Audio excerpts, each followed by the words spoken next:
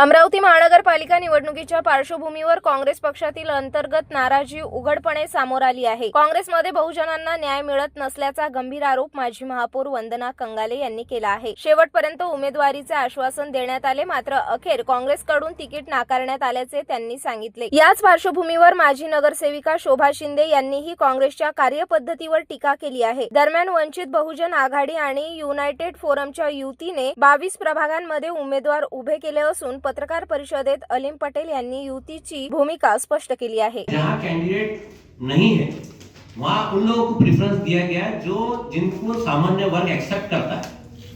ऐसे हमारे इसमें कोई कैंडिडेट नहीं है जिसको सामान्य वर्ग एक्सेप्ट नहीं करता, जुड़े हुए हैं, जिसके अंदर फिर भी जो हमारा मेन जो कोर टीम है उसके कैंडिडेट बहुत कम है, क्योंकि कोर टीम ने अपने आप को अलग रखा था पूरे इलेक्शन से कि हमको वर्क करना है। महेंद्र कंगाले, मी 2012 पासून निवडणूक लढवत आहे। 12 मध्ये मी प्रभाग क्रमांक 13 म्हणून मालटेकडी होता, त्यावेळेस मी महापौर पद भूषवलं आणि चांगल्या भरगच्च मताने निवडून आली होती। मला पक्षाने महापौर केलं होतं। त्याच्यानंतर 2017 मध्ये जोग स्टेडियम प्रभाग 8 मधून मला जनतेने सगळ्यांचं प्रेम, त्यांचं हेच सहकार्य करून मला निवडून दिलं आणि तिथे सुद्धा मी चांगल्या लीडमध्ये निवडून आली। त्याच्यानंतर 2026 मध्ये मला काँग्रेसच्या तिकीटबद्दल डावलण्यात आलं। आता ते कारण मला काही माहिती नाही। नेत्यांनी म्हणजे या अमरावतीच्या नेत्यांनी काय केलं ते मला माहिती नाही, की माझ्याविषयी काय गैरसमज झाला। तो गैरसमज त्यांनी काही दूर केला नाही। म्हणे की तुम्ही आता आम्ही दुसऱ्यांना तिकीट देतो बा, असं नंतर वेळेवर दिलं। आणि त्यानंतर मला पटेल सर आणि मेश्राम भाऊ यांनी मला वंचित बहुजन आघाडीची तिकीट दिली आणि मी ते रात्री फॉर्म भरला आणि त्याच्यानंतर मी आता या ठिकाणी 2026 मध्ये प्रभाग जोग स्टेडियम 8 इथून मी निवडणूक लढवित आहे बहुजन आघाडीमधून आणि पॅनलसुद्धा मी निवडून आले। या ठिकाणी मी असे आश्वासन देते।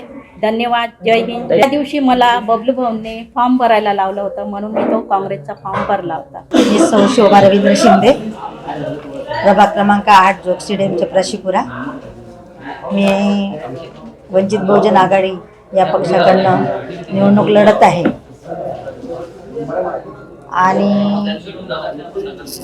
काँग्रेस पक्षाला मी तिकीट मागितली नाही आणि त्यांनी मला काही डबल बोलवलं नाही की या शिंदेताई तुम्ही पक्षामध्ये येता किंवा तुम्हाला तिकीट द्यायचं का, तुम्ही काही म्हणजे आमच्याशी काही चर्चा केलीच नाही।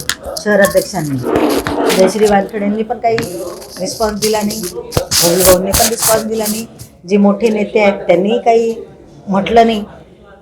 शेवटपर्यंत आम्ही पक्षाशी निष्ठावान राहिलो, प्रत्येक मीटिंग प्रत्येक आंदोलनमध्ये आम्ही सहभागी राहिलो, पण शेवटच्या क्षणी काय माहिती त्यांच्या मनात काय आलं आणि आम्हाला वंदनाताई कंगाले आणि मला का डावलण्यात आलं हे आम्हालाच कळालं नाही। बिलकुल आम्ही बौद्ध आहेत म्हणूनच डावलण्यात आलं त्यांना। आणि त्यांना कानाच्या वरती पाहिजे नव्हतं, कारण की पहिल्यांदा ते घेतात पण दुसऱ्यांदा हुशार होऊन जातं महानगरपालिकेमध्ये, त्याच्यामध्ये त्यांना काही करता येत नाही। म्हणजे दुसऱ्यांदा नगरसेवक जर निवडून आला तो हुशार होऊन आपले कामं बरोबर करत असतो। आम्हाला दोघींना आमच्या दोघींच्याच मध्ये का नवीन संधी द्यायची होती, मग ते पण तर जुने नवीन पाहिजे। आसमा फिरोज खान आणि स्वतः बबलू भाऊ शेखावत यांनी पण चेंज करायला पाहिजे होतं, आम्ही दोघीच का।